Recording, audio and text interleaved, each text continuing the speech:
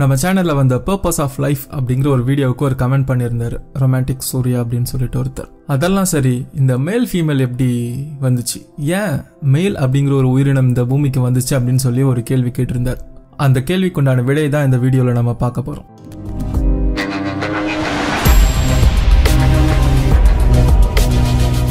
நீங்கள் இன்னும் நம்ம சேனலை சப்ஸ்கிரைப் பண்ணலன்னா மறக்காமல் சப்ஸ்கிரைப் பண்ணிக்கோங்க. கூடவே அந்த பெல் ஐக்கானை ப்ரெஸ் பண்ணி ஆல் நோட்டிஃபிகேஷன் எனேபிள் பண்ணிக்கோங்க. அப்போ தான் நம்ம சேனலில் போடுற எல்லா வீடியோவுக்கு உண்டான நோட்டிஃபிகேஷன்ஸ் உங்களுக்கு வரும்.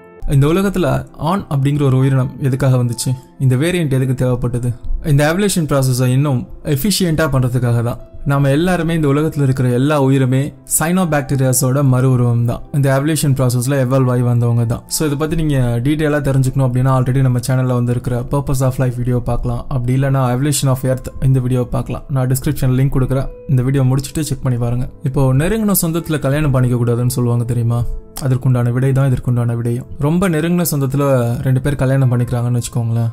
ஒரு 2 ஜென்ரேஷனுக்கு முன்னாடி போய் பார்த்தோம் அப்படின்னா அவங்க ஒரே ஜீன்ல இருந்து ஒரே அப்பா அம்மாவுக்கிட்ட இருந்து தான் வந்திருப்பாங்க. இவங்க 2 பேருக்குமே இருக்கிற ஜீன்ஸ் ரொம்பவே சிமிலராக இருக்கும். உதாரணத்துக்கு இப்போ கண்ணில் பவர் இருக்குன்னு வச்சுக்கோங்களேன்.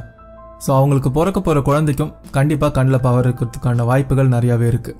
இதுவே அவங்க வேற ஒரு ஊரில் இருக்கிற சம்மந்தமே இல்லாமல் ஒரு பையனை கல்யாணம் பண்ணிக்கிறாங்கன்னு வச்சுக்கோங்களேன். 2 பேருடைய ஜீன் வந்து வேற வேற மாதிரி இருக்கும். ஸோ அவருக்கு வந்து இந்த குறைபாடு இல்லாமல் இருக்கலாம். ஸோ அதனால் அவங்களுக்கு பிறக்க போகிற குழந்தைக்கு கண்ணில் குறைபாடு இல்லாமல் ஒழுங்காக பிறக்கிறதுக்கு, ஹெல்த்தியாக பிறக்கிறதுக்கு வாய்ப்புகள் நிறையாவே இருக்குது. இந்த கண்ணில் பவர் இருக்குது அப்படிங்கிறது ஒரு உதாரணத்துக்கு தான் பார்த்தோம். இதுவே இப்படி யோசிச்சு பாருங்களேன். வெளி உலகத்தோட எந்த ஒரு தொடர்பும் இல்லாமல் ஒரு தீவில் ஒரு கிராமம் இருக்குது. அந்த கிராமத்தில் இருக்கிறவங்க இது வரைக்கும் அந்த தீவை விட்டு வெளியே போனதே கிடையாது. வெளியே என்ன நடக்குதுன்னே தெரியாதுன்னு வச்சுக்கோங்க. கிட்டத்தட்ட 100கணக்கான தலைமுறைகளாக அவங்க மட்டுமே அந்த தீவில் அந்த கூட்டம் மட்டும்தான் வாழ்ந்துக்கிட்டு இருக்காங்க. இப்போ திடீர்னு வெளியால் ஒருத்தவங்க அந்த கூட்டத்துக்குள்ளார போகிறாங்கன்னு வச்சுக்கோங்களேன். இப்போ நீங்களும் நானும் அங்கே போகிறோம் அப்படின்னா அந்த ஒட்டுமொத்த கூட்டமும் அழிஞ்சு போகிறதுக்கு உண்டான வாய்ப்பு நிறைய இருக்குது.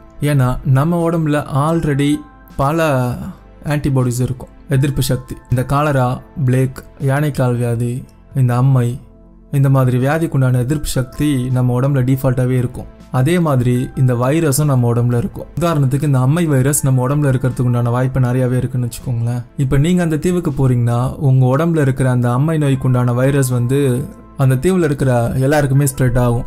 அந்த வைரஸ்க்கு உண்டான எதிர்ப்பு சக்தி அவங்க யாருக்குமே இருந்திருக்காது. உங்களுக்கு ஆல்ரெடி அதற்கு உண்டான எதிர்ப்பு சக்தி இருக்குது, அதனால உங்களுக்கு ஒன்றும் ஆகாது.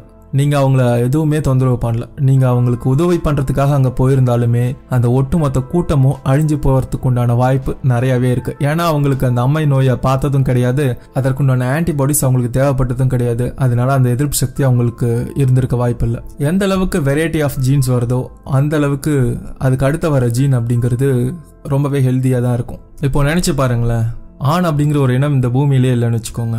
அந்த ஒட்டுமொத்த இனத்துக்கும் இருக்கிற ஜீன்ஸ் எல்லாமே பார்த்தீங்கன்னா ஒரே ஜீன்ஸில் இருந்து தான் இருக்கும். அதில் மிக்சரே இருக்காது, அதில் எந்த ஒரு கலவையுமே இருக்காது. தான் தாய்கிட்ட இருந்த பாசிட்டிவான விஷயங்கள் அதோட சந்ததிகளுக்கும் பாசிட்டிவாக இருக்கும், நெகட்டிவான விஷயங்கள் நெகட்டிவாக தான் இருக்கும். அங்கே காம்பினேஷனே இருக்காது. ஒரு சின்ன ஈஸியான வைரஸே போதும் அந்த ஒட்டுமொத்த இனத்தையும் ஈஸியாக அழிச்சிட முடியும். இப்போ இந்த கோவிடாக இருக்கட்டும், இல்லை பல பேண்டமிக் டிசீஸாக இருக்கட்டும், இந்த வைரஸ்கள்கிட்ட இருந்து நாம் எப்படி தப்பிச்சு உயிரோட இருக்கோம் அப்படின்னா அந்த அளவுக்கு நம்ம காம்பினேஷனாக இருக்கிறது ஒரு மிகப்பெரிய அட்வான்டேஜ் நமக்கு. 2 வேற வேற ஜீன் சேர்ந்து ஒரு புது வகையான காம்பினேஷனில் நம்மளோட அடுத்த ஜீன் உருவாகுது.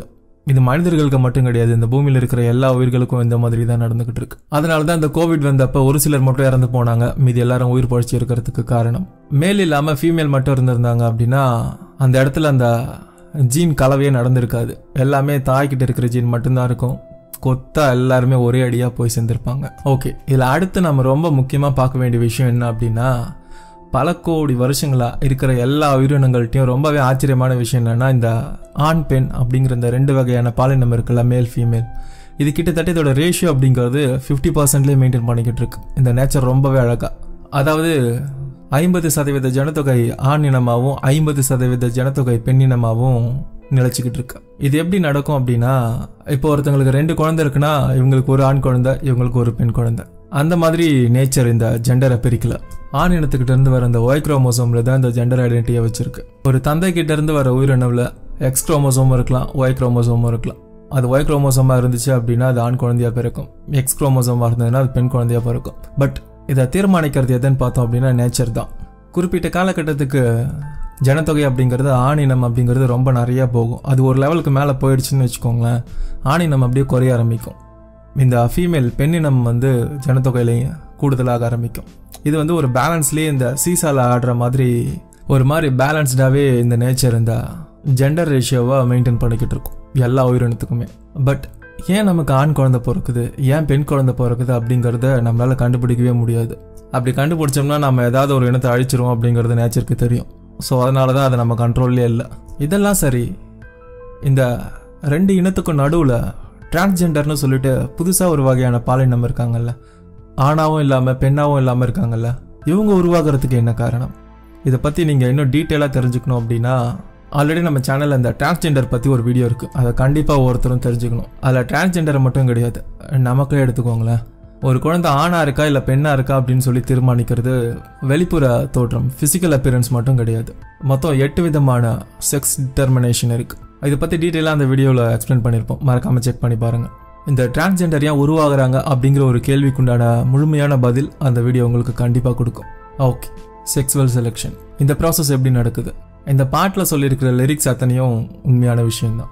இதில் யாரும் வருத்தப்படுறதுக்கோ இல்லை யாரும் பெருமைப்படுறதுக்கோ ஒன்றுமே கிடையாது. இதில் ஒரு பக்கத்தை மட்டும்தான் சொல்லியிருப்பாங்க, இதோட இன்னொரு பக்கம். இதை பற்றி டீட்டெயிலாக நம்ம கூடிய சீக்கிரம் இன்னொரு வீடியோவில் பார்க்கலாம்.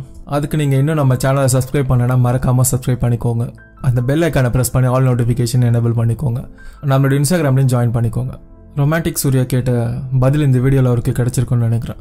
இந்த மாதிரி உங்களுக்கும் கேள்விகள் இருந்ததுன்னா கமெண்ட் பாக்ஸில் மறக்காமல் மென்ஷன் பண்ணுங்கள். அந்த டாபிக் எல்லாருக்குமே யூஸ்ஃபுல்லாக ஆகிற மாதிரி இருந்ததுன்னா கண்டிப்பாக நம்ம சேனலில் வரும். இந்த வீடியோ உங்களுக்கு பிடிச்சிருக்கா இல்லையா அப்படிங்கிறது நீங்கள் கொடுக்குற லைக்ஸ்லேருந்தும் கமெண்ட்ஸ்லேருந்து தான் எங்களுக்கு தெரிய வரும். So don't forget to like and comment. Thanks for வாட்சிங்.